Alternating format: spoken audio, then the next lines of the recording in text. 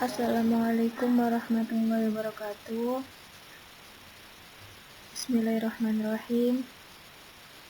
Alhamdulillahirabbil alamin wa bihi nasta'in wa ala umuri dunya waddin wa ala alihi washabihi ajmain amma ba'd.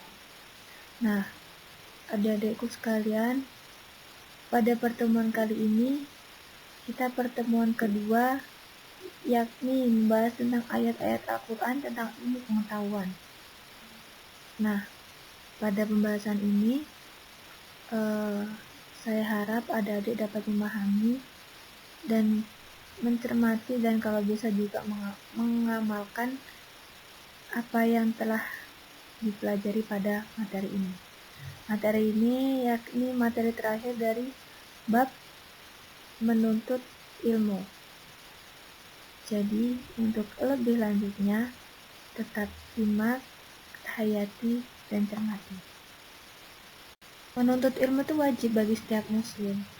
Nah, maka dari itu Allah berfirman pada Quran surat At-Taubah surat ke-9 ayat 122, yakni yang berbunyi, wa ma kanal mu'minuna liyanfiru kaffah falaula nafara min kulli firqatin minhum ta'ifatul liyatafaqahu fid dini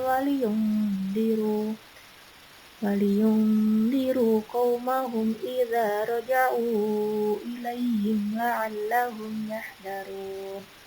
Yang mana artinya, dan tidak sepatutnya orang-orang mukmin itu semuanya pergi ke medan perang.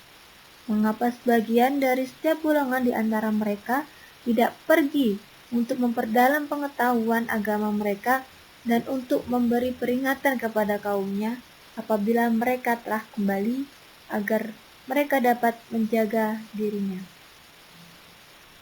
Nah, maksud dari ayat ini, Allah itu menegaskan bahwasanya tidak semua orang muslim itu harus ikut berperang. Hanya sebagian saja yang ikut berperang agar umat yang lainnya itu lebih menuntut ilmu. Jadi Allah membagi tugas kepada setiap muslim itu untuk ada yang bagian perang, ada yang menuntut ilmu. Nah, kenapa Allah menyerukan untuk menuntut ilmu? Karena ilmu itu ketika kita punya ilmu itu kita dapat mengamalkan ke orang-orang yang belum kita ketahui. Itu contoh kalau kita menuntut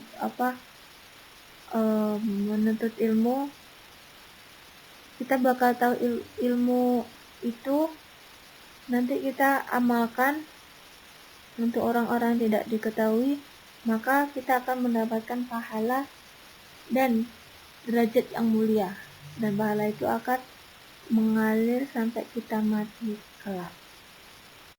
Nah, selanjutnya adalah hukum tajwid pada surat At-Taubah ayat 122. Nah, di ayat tersebut itu masih banyak hukum-hukum tajwid yang perlu adik-adik ketahui. Namun pada bab ini kalian hanya mengetahui hukum ikhfa, mad lazim mutsaqal kalimi, idhar halqi, dan mad wajib mutasil. Yang mana ikhfa itu terdapat di lafaz liyang firu, dan mad lazim mutsaqal kalimi itu kafah. Dan hukum tajwid idhar halqi itu terdapat pada lafaz minhum. Kemudian mad wajib mutasil terdapat pada ta'ifatun. Nah, untuk lebih jelasnya apa sih ikhfa itu, mad lazim mutsaqal kalimi, idhar halqi, dan mad wajib mutasil, dan berapa panjangnya? Nah, tetap simak pada slide selanjutnya ya. Nah, ikhfa.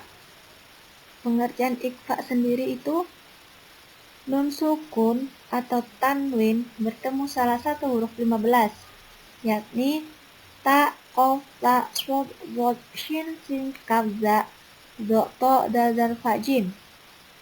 Nah, kenapa tadi lafaz yang firu itu dinamakan ikhfa? Karena yang Nah, nun itu bertemu dengan fa. Jadi bacanya harus dengung. Yang biru. Jadi begitu. Nah, hukum mat yang selanjutnya adalah mat lazim mustaqil kalimi. Nah, mat lazim mustaqil kalimi ini pengertiannya sendiri adalah huruf mat yang bertemu tasydid dalam satu kalimat. Panjangnya 3 alif atau 6 harokat.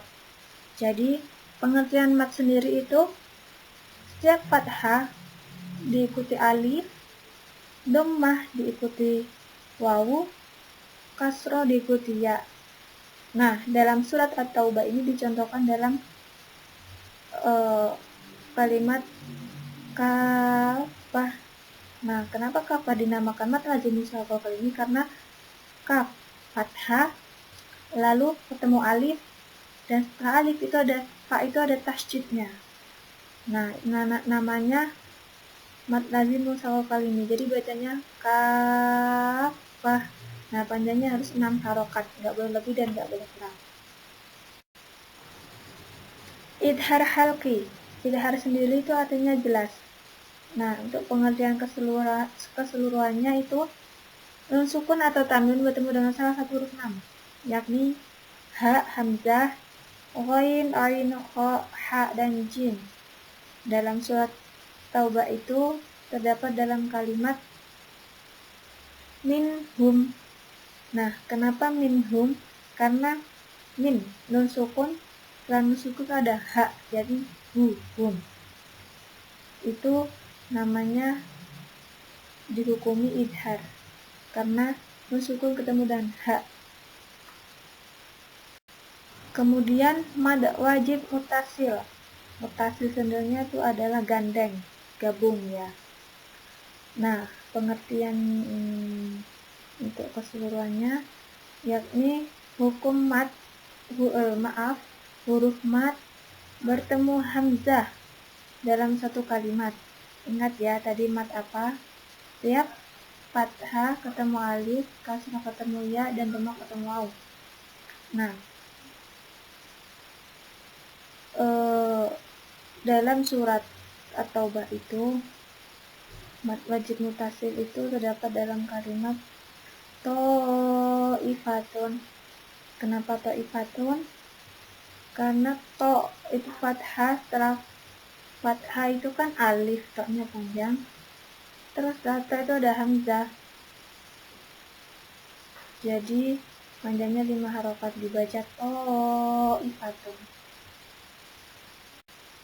Nah, materi yang selanjutnya adalah kandungan ayat Quran Surat At-Taubah ayat 122. Dalam ayat ini Allah menjelaskan bahwasanya tidak perlu semua orang mukmin itu ikut berperang dalam medan perang. Nah, apabila peperangan itu dapat dilakukan oleh sebagian orang saja. Dan untuk sebagian orangnya lebih baik itu untuk menuntut ilmu, menekuni ilmu-ilmu, dan mendalami ilmu-ilmu agama Islam, supaya untuk diajarkan kembali ke orang-orang yang belum bisa gitu, agar dakwah Islam itu dapat disampaikan secara efektif dan nantinya akan bermanfaat serta dapat mencerdaskan umat Islam. Jadi begitu. Yang terakhir, subbab yang terakhir adalah hadis mencari ilmu dan keutamaannya. Nah, selain firman Allah, juga ada hadis Rasulullah yang menjelaskan tentang kewajiban faridatun minal ilmu, yakni qala Rasulullah sallallahu alaihi wasallam, talabul ilmi faridatun ala kulli muslim, wa inna talibal ilmi yastaghfiru lahu kullu syai'in hanna lahabnanu fil bahri. Hadis riwayat Ibnu Abdul Biri. Yang mana artinya Rasulullah SAW bersabda, mencari ilmu itu wajib bagi setiap muslim, dan sesungguhnya segala sesuatu hingga makhluk hidup di lautan memintakan ampun bagi penuntut ilmu. Nah, maksud dari hadis ini bahwasanya orang menuntut ilmu itu akan dimintakan ampun oleh makhluk-makhluk hidup yang ada di bumi, seperti contoh tumbuhan, hewan-hewan yang di laut itu maksudnya kayak ikan-ikan yang ada di laut, pokoknya makhluk hidup yang ada di laut. Jadi semua meminta ampun kepada orang-orang yang menuntut ilmu agar dia dihapuskan dosanya dan diangkatkan derajatnya. Karena apa? Ilmu itu, orang yang berilmu itu orang-orang yang mulia dan derajatnya seperti derajatnya Nabi. Maka dari itu kita harus semangat untuk menuntut ilmu agar kita dapat mencerdaskan dan memintarkan bangsa-bangsa, anak bangsa Indonesia, dan pahala kita akan mengalir sampai kita mati kelak. Alhamdulillahirrahmanirrahim. Materi pada pagi hari ini, pembelajaran pada pagi hari ini telah selesai, dan bab menuntut ilmu juga sudah selesai. Untuk pertemuan ketiga kita akan masuk ke bab berikutnya, yakni bab tentang kejujuran. Nah, adik-adik, terima kasih telah menyimak slide-slide yang telah saya buat dan memperhatikan.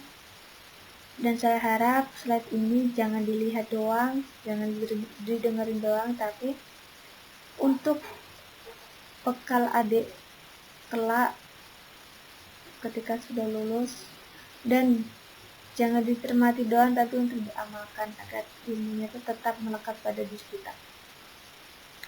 Oke semuanya, thanks for your attention.